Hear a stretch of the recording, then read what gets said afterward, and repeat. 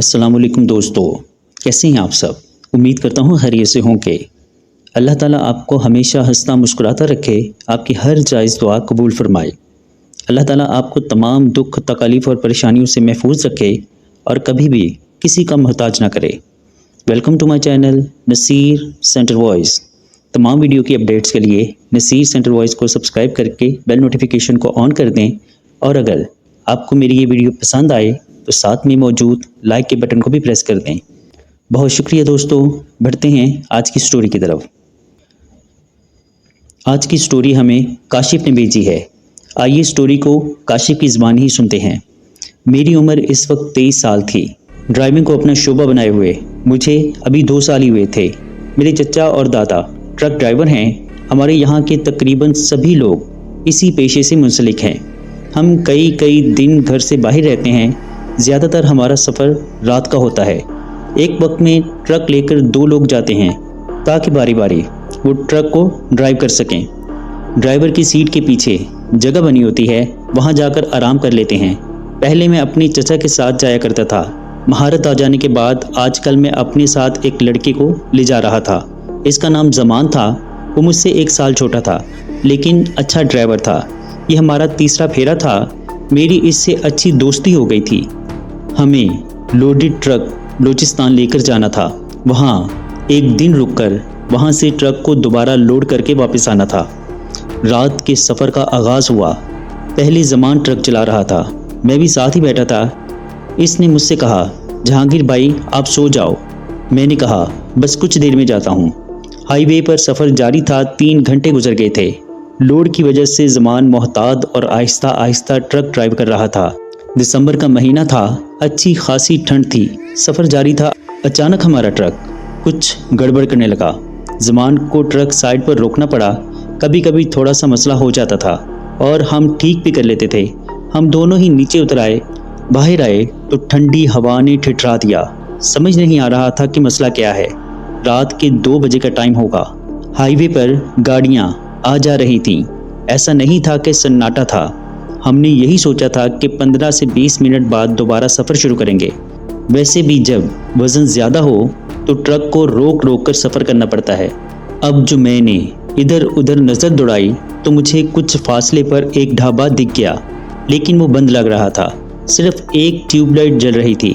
अमूमन हाईवे पर जो ढाबे होते हैं, इनमें से किसी न किसी के अंदर रिहाइश होती है। मैंने ज़बान से कहा, वहाँ ढाबे पर चल कर देखते हैं। कुछ चाय पानी करके आगे निकलें। हमने केबिन की लाइट ऑन छोड़ दी और कुछ फासले पर बने इस ढाबे की तरफ चले गए। इसका दरवाज़ा थोड़ा खुला था और सामने का शटल आधा खुला था। अच्छा खासा बड़ा ढाबा था। बाहर बैठने का सिस्टम बना हुआ था। सीमेंट की बेंचें और मेज़ें बनाई गई थी। लाइट्स भी लगी थी, लेकिन ऑन नहीं थी। अगर ऑन होती तो जंगल में मंगल का समा लगता। सिर्फ एक ही लाइट जल रही थी। लग रहा था कि सुबह के नाश्ते के लिए पाए पक रहे हैं। मैंने आवाज़ लगाई। एक बंदा बाहर आया।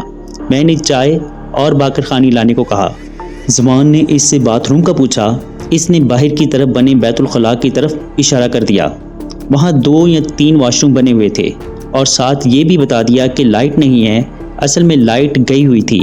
ये थोड़ी बहुत लाइट जो जल रही थी, ये बैटरी पर चल रही थी। वो मोबाइल की टॉर्च जलाकर अपनी शाल वहीं बेंच पर डालकर चला गया। हमें यहाँ अपना ट्रक बआसानी दिख रहा था। मैं ट्रक को देख भी रहा था और अपने मोबाइल में भी लगा हुआ था। सर्दी थी, इसीलिए मैंने शाल बहुत अच्छे तरीके से लपेट रखी थी। हम ट्रक की वजह से बाहर ही बैठे थे कि इसको भी देखते रहेंगे। मैंने मोबाइल देखते देखते जो सर उठाया तो मुझे अपने दाईं तरफ की बेंच पर एक आदमी बैठा दिखाई दिया। वो पहले वहाँ मौजूद न था। कहाँ से आया, कब आया, पता ही नहीं चला। इसने सफ़ेद रंग का लिबास पहना हुआ था और स्याह चादर अपने गिर्द ऐसे लपेटे हुए थी कि इसका चेहरा भी छुपा हुआ था। मैंने ज़्यादा गौर नहीं किया, दोबारा अपने मोबाइल में लग गया। मुझे ऐसा महसूस हुआ कि मेरे पीछे कोई है। एहसास इतना शदीद था कि मैंने फ़ौरन गर्दन घुमाई तो मुझे अपने से 2 बेंच पीछे एक आदमी बैठा दिखाई दिया। वो भी इसी तरह बैठा था जैसे अपना चेहरा छुपाया हुआ हो। मुझे अजीब भी लगा और डर भी। मेरे दाएं और ऐन पीछे वही बैठा था। अगर आप लोगों ने रात को हाईवे पर सफ़र किया है तो आप जानते होंगे روشنی ہو تب بھی وہاں ویرانہ ہوتا ہے۔ یہاں کے ڈھابے، یہاں کے پیٹرول پمپس، مجھے ان جگہوں پر ایک عجیب سا احساس ہمیشہ ہوتا ہے۔ یہ بھی ایک حقیقت ہے، اگر آپ ہائی وے کی کسی مسجد میں جائیں تو وہاں کی خالی چھوٹی سی مسجد میں بھی آپ کو ایک رونق کا احساس ہوگا۔ ایسی ہی ایک مسجد راستے میں پڑتی ہے، مجھے جب بھی موقع ملتا ہے تو میں وہاں نماز ضرور ادا کرتا ہوں۔ ایک بڑا سا درخت، اس کے ساتھ بنی چھوٹی سی مسجد، اکثر ہمیں فجر کی نماز وہاں مل جاتی ہے۔ میں جب بھی رات کا سفر کرتا ہوں پہلا پڑاؤ وہ مسجد ہی ہوتی ہے۔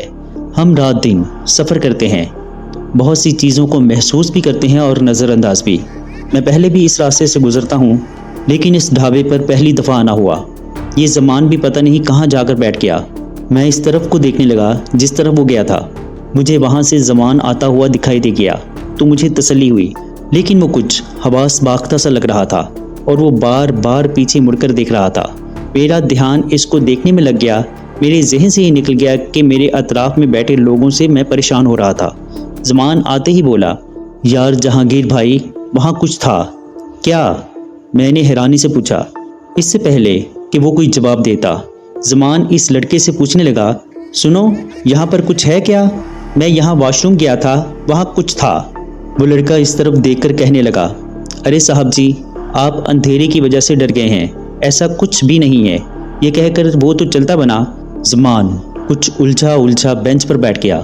وہاں کچھ تھا، وہ پھر بولا۔ اس جملے پر میں تھوڑا چونک گیا۔ میں نے فوراً دائیں طرف دیکھا، وہ بینچ خالی تھی۔ پھر پیچھے دیکھا، وہاں بھی کوئی نہ تھا۔ زمان، کیا ہوا تھا؟ میرے پوچھنے پر اس نے بتایا، جب میں واش روم میں تھا تو باہر سے کوئی دروازہ پیٹنے لگا۔ میں نے اس کو کہا، بھئی آ رہا ہوں۔ وہ رک جاتا، پھر بجاتا، لیکن اگلے کو صبر نہیں ہو رہا تھا۔ میں نے گالی دے کر کہا، آ رہا ہوں۔ پھر بس اس کے بعد دروازہ بجنا رک گیا، لیکن جب میں باہر نکلا تو کوئی نہ تھا۔ میں نے ادھر ادھر دیکھا تو مجھے کچھ فاصلے پر اندھیرے میں عجیب سا آدمی کھڑا دکھائی دیا، جس کے جسم پر بہت سے بال تھے، جیسے گوریلا۔ وہ مجھے گھور رہا تھا اور دوسرے ہی پل وہ غائب ہو گیا۔ زمان ابھی بھی بہت گھبرایا ہوا تھا۔ چلو پریشان نہ ہو، آیت الکرسی پڑھ کر خود پر پھونکو، کچھ نہیں ہوتا، ہم چائے پی رہے ہیں پھر نکلتے ہیں۔ میں نے اسے تسلی دی، لیکن میں یہ نہیں جانتا تھا کہ ہم یہاں سے نکل نہیں پائیں گے۔ ہم نے چائے پی۔ میں جو نظروں سے ادھر ادھر کا جائزہ لیتا رہا، میں نے حیران ہو کر دیکھا کوئی نہ تھا، بس ہم دونوں ہی تھے۔ نہ جانے وہ دونوں بندے کہاں گئے، کہاں سے آئے تھے، کہاں چلے گئے۔ میں نے ڈھابے کے اندر کا بھی جائزہ لیا، وہاں پر وہ دو لوگ موجود نہ تھے۔ ایک لڑکا تھا جو صفائی کر رہا تھا اور ایک بندہ کاؤنٹر پر بیٹھا کچھ کرنے میں لگا ہوا تھا۔ بظاہر تو ایسی کوئی بات نہ تھی۔ چائے کا کپ خالی کر کے میں نے لڑکے کو آواز دی کہ پیسے دے دوں۔ زمان کہنے لگا، تم رکو جہانگیر بھائی، میں دے کر آتا ہوں، دیکھتا ہوں سوڈے کی بوتل مل جائے۔ اس سے پہلے کہ میں زمان کو روکتا، زمان تیزی سے اٹھ کر چلا گیا۔ زمان کے جاتے ہی میں نے پہلے تو اپنی ٹرک کی طرف نظر ڈالی، پھر ایسے ہی اپنی دائیں طرف دیکھا۔ مجھے پھر وہاں کوئی بیٹھا ہوا دکھائی دیا، اسی طرح اسی پوزیشن میں۔ میرے دل کی دھڑکن تیز ہو گئی۔ میں نے نظر پھیر لی اور پھر جب دوبارہ نظر ڈالی تو وہ آدمی ویسا ہی بیٹھا ہوا تھا۔ یہ میرے لیے اچنبھے کی بات تھی۔ میں اس طرف دیکھنا نہیں چاہ رہا تھا، لیکن نظر پلٹ کر جا رہی تھی اور پھر مجھے ایسا لگنے لگا جیسے میرے کندھے پر دباؤ آ گیا ہے۔ مجھے اس ٹھنڈ میں بھی پسینے آنے لگے۔ میں نے زیر لب قرآنی آیات پڑھنی شروع کر دی۔ اب میں نے اس طرف دیکھنے سے گریز کیا۔ اب جب میں نے سامنے نظر ڈالی تو مجھے زمان نہیں دکھائی دیا۔ وہ کہاں چلا گیا؟ میں پریشانی سے اٹھا اور وہیں کاؤنٹر والے بندے کے پاس پہنچا۔ بھائی، وہ میرے ساتھ بندہ آیا تھا، وہ کہاں ہے؟ وہ لڑکا جو صفائی کر رہا تھا، اس نے کہا وہ شاید واش روم گئے ہیں۔ میں واقعی پریشان ہو گیا تھا۔ زمان تو پہلے ہی ڈر رہا تھا، پھر واش روم کیسے چلا گیا؟ شاید اس کے پیٹ میں درد ہو رہا تھا۔ میں 5 منٹ تک وہیں کاؤنٹر پر کھڑا اس کا انتظار کرتا رہا۔ اب مجھے تشویش ہونے لگی اور اس ڈھابے کے سائیڈ کارنر پر بڑے بیت الخلاء کی طرف بڑھا۔ ایک تو اندھیرا، اوپر سے مخدوش حالت میں بنے یہ 2 بیت الخلاء، ایک کا دروازہ ہی جھول رہا تھا، دوسرے کا بند تھا۔ میں نے دروازہ پیٹا۔ زمان، تم اندر ہو؟ میں نے فکر مندی سے پوچھا۔ اس نے اندر سے ہوں میں جواب دیا اور مجھے اطمینان ہو گیا۔ میں وہیں باہر ٹہلنے لگا۔ میں نے سگریٹ جلا لی اور زمان کا انتظار کرنے لگا۔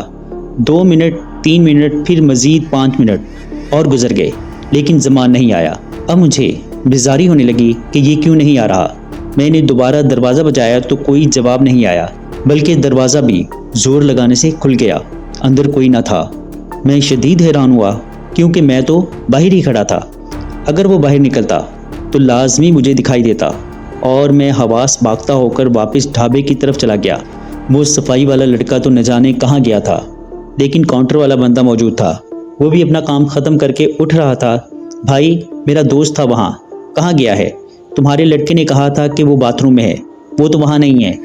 میرے پاؤں کے نیچے سے زمین کھسک گئی۔ آخر زمان گیا تو گیا کہاں؟ میں نے اس لڑکے کا پوچھا تو اس نے یہی بتایا کہ وہ ابھی اندر گیا ہے، میں بلاتا ہوں۔ مجھ سے تو صبر ہی نہیں ہو رہا تھا۔ میں کچھ دیر اور ٹھہرا اور بھاگ کر ٹرک کی طرف گیا، اور جب میں ٹرک کے پاس پہنچا تو مجھے ڈرائیونگ سیٹ پر بیٹھا زمان دکھ گیا۔ میری جان میں جان آئی۔ میں بھاگ کر اوپر چڑھا۔ یار تم کہاں چلے گئے تھے؟ میں تم کو وہاں ڈھونڈ رہا تھا، لیکن زمان میری طرف دیکھ نہیں رہا تھا۔ وہ تو سامنے کی طرف پھٹی پھٹی آنکھوں سے دیکھ رہا تھا، جیسے کوئی خوفناک منظر دیکھ رہا ہو، جبکہ سامنے تو روڈ خالی تھا۔ اپنی بات کا جواب نہ پا کر مجھے تشویش ہوئی۔ میں نے اس کو جو ہاتھ لگا کر دیکھا تو اس کا جسم خوف سے اکڑا ہوا تھا۔ اس وقت میری سمجھ میں جو آیا میں وہ جلدی جلدی پڑھنے لگا۔ میں آیت الکرسی کی تلاوت کرنے لگا۔ ٹرک سے اتر کر نیچے کی طرف بھاگا۔ میں دوبارہ اسی ڈھابے کی طرف بھاگ رہا تھا جہاں سے میں جلد از جلد نکل جانا چاہتا تھا۔ مجھے یہی لگا کہ میں وہاں سے کسی کی مدد لا کر زمان کو نکال دوں۔ میں جب ڈھابے پر پہنچا تو وہ آدمی اور وہ لڑکا بات کر رہے تھے۔ میں نے بھاگ کر ان کو مدد کے لیے بلایا، وہ بھی میرے ساتھ چلے آئے۔ ہم تینوں نے بمشکل زبان کو نکالا۔ ہم اس کو ڈھابے کے اندر لے آئے۔ میں مستقل قرآنی آیات کا ورد کر رہا تھا۔ اس بندے کے پاس زمزم رکھا ہوا تھا، وہ بھاگ کر اندر سے لے آیا۔ میں نے اس کے چھینٹے زمان کے منہ پر مارے۔ بمشکل وہ کچھ ہوش میں آیا، لیکن پھر وہ جیسے عجیب کیفیت کا شکار ہو رہا تھا۔ میرا دل کہہ رہا تھا ہمیں یہاں نہیں رکنا چاہیے، جلد از جلد یہاں سے نکل جانا چاہیے۔ ان لوگوں نے ہمیں اندر جگہ دی۔ پوری رات میں زمان کے سرہانے بیٹھا رہا۔ مجھے مال بھی وقت پر پہنچانا تھا۔ میں زمان کو سنبھالتا یا ٹرک کو دیکھتا۔ میں نے اپنی چچا کو فون کر دیا۔ وہ زمان کے بھائی کے ساتھ صبح 5 بجے پہنچ گیا اور اس کا بھائی اس کو لے گیا۔ اس کو بخار چڑھ گیا تھا۔ میں اور چچا سفر پر نکل پڑے۔ ہمارا ٹرک بالکل ٹھیک تھا۔ صبح کا اجالا پھیل رہا تھا۔ خوبصورت منظر تھا۔ وہ ڈھابا اور وہ سڑک، کچھ بھی رات جیسا نہ تھا۔ سب کچھ صحیح لگ رہا تھا، جیسے صبح کی روشنی سے سب دھل گیا ہو۔ میں نے فجر کی نماز وہیں پڑھی۔ ناشتہ کر کے جب ہم سفر پر نکلے، میں اسی مسجد پر جا کر رکا، وضو کیا، 2 رکعت شکرانہ پڑھا اور خاص زمان کے لیے بھی دعا کی۔ وہاں مسجد میں جا کر جو مجھے سکون ملا میں بیان نہیں کر سکتا۔ میں زمان کی خیریت معلوم کرتا رہا۔ اس کے گھر والے کسی مولوی سے دم کرا رہے تھے۔ سفر تو گزر گیا۔ 6 دن بعد جب میں پھیرے سے لوٹا تو سب سے پہلے زمان سے ملنے گیا۔ وہ ابھی بھی ٹھیک نہیں تھا۔ تمام اس کو ٹھیک کرنے میں لگے تھے۔ جب میں اسے ملا تو میں نے اسے پوچھا تو اس نے بتایا وہ جب وہاں پیسے دے رہا تھا تو اس نے مڑ کر دیکھا تو اس نے مجھے ٹرک کی طرف جاتے ہوئے دیکھا۔ وہ یہی سمجھا کہ میں ٹرک کی طرف جا چکا ہوں تو وہ بھی پیسے دے کر ٹرک میں ہی آ گیا۔ اسے دور سے میں پیسنجر سیٹ پر بیٹھا دکھائی دیا۔ اندھیرے میں اس کو یہی لگا کہ میں بیٹھا ہوں، لیکن جب وہ ڈرائیونگ سیٹ پر آیا تو وہاں کوئی نہ تھا، اور جب اس کی نظر سامنے پڑی جو منظر اس نے دیکھا وہ اس نے مجھے نہیں بتایا۔ وہ یہی کہتا رہا کہ میں اس کو بیان نہیں کر سکتا۔ جب بھی اسے یاد کرتا ہوں یا اس پر بات کرنا چاہتا ہوں تو میری طبیعت خراب ہو جاتی ہے۔ میری تو یہ سمجھ سے باہر تھا کہ میں تو وہیں بیٹھا تھا، نہ میں نے زمان کو جاتے دیکھا، لیکن زمان نے کس کو جاتے دیکھ لیا تھا۔ ایسا لگ رہا ہے ہم دونوں کی آنکھوں پر پردے ڈال دیے گئے تھے۔ جو بھی تھا وہ رات ایک بھیانک تجربہ تھی۔